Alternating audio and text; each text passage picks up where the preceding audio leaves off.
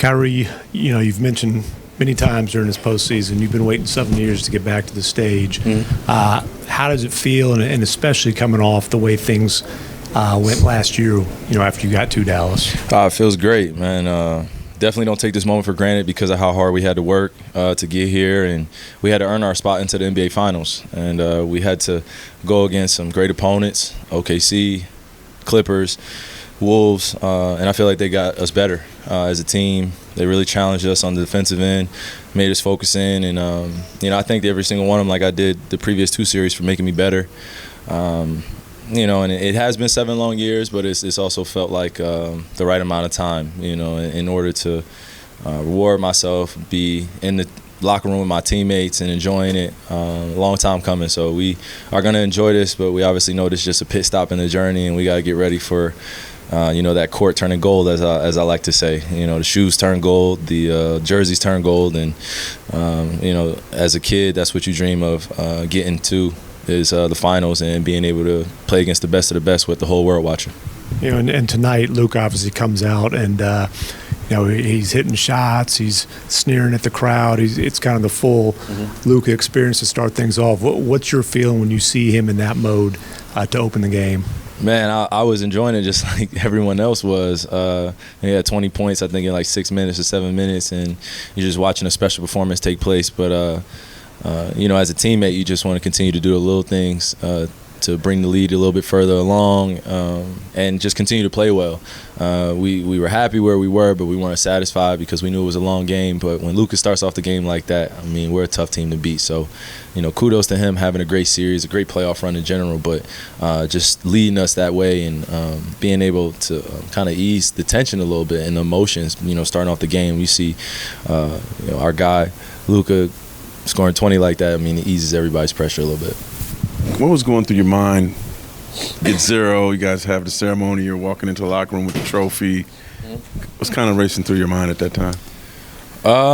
Man, just trying to enjoy the moment with my teammates and just think about, the way we felt during shoot-around, all the preparation it took to get to this moment. We couldn't avoid the future if we wanted to. It was coming anyway. So, I just had that utmost confidence when I was going to sleep last night, waking up and shooting around, like I said, and just feeling like we were going to play one of our best games. And you didn't know how it was going to happen, but I felt that way. And that's the type of confidence that, I felt majority of this playoffs is just, no matter what's going on in the beginning of the game, middle of the game, before the game, our words of affirmation and positivity go a long way, and just making sure we settle the group, get ready. For someone who got here early in his career, then had an absence, and then got back to it, where's your appreciation level for? I had 3 years of losing. Yeah, I had 3 years of losing in Cleveland, as people like to remind me of, where I did nothing without certain guys on the team. So, I like to relish in those challenges because when you are a young player, you do take it for granted to a certain degree. But now that I'm in my 30s and I'm able to kind of stand on my own square more comfortably, more confidently, and know what my presence holds, know what my leadership is capable of doing when I'm around good people and they're supporting me selflessly.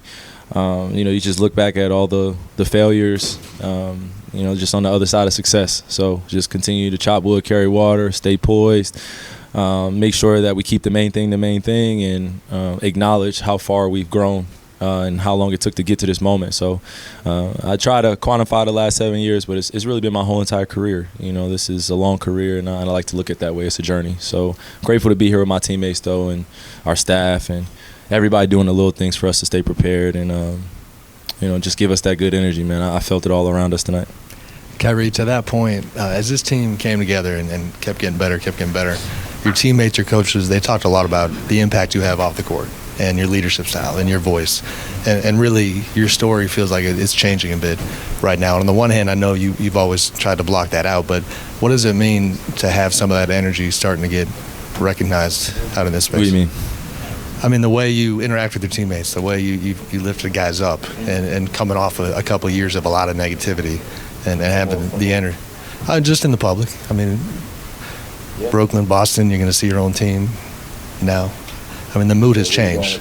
No, just how does it feel to have it recognized? What do you mean, like Recognized for what? The way that you're impacting the team. Oh, okay. Positive No, way. I'm sorry. I just was trying to figure out where you. No, I think I'm grateful because it was an easy road, and I was able to grow as a person way beyond, as quick as I was growing as a player. And when you're in a professional environment such as this, and you can only be judged by your on court performances and what people say off the court, and they don't know who you are, I think that's a little unfair.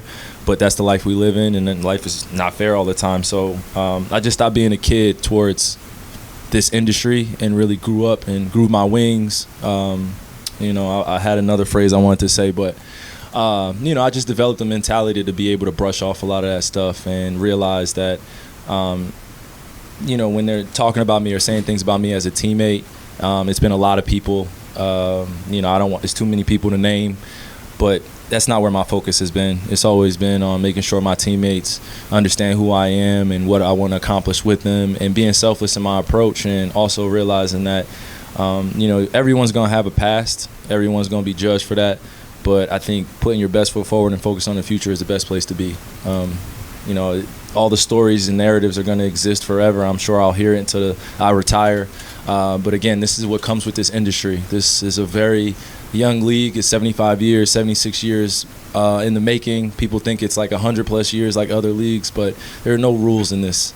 And being a professional and coming to work every single day, that's what I want to be remembered as. And my off-the-court aspects of making people better or them making me better is something I like to lay my hat on too, because it matters as a human being. I've been there for these guys. They've been there for me. I've told them some very intimate things, very vulnerable things about who I am and what I've dealt with, and they've been able to really shower me with the support and love that's needed for any human being, not just because I'm Kyrie Irving and the way that they, see me in the public eye.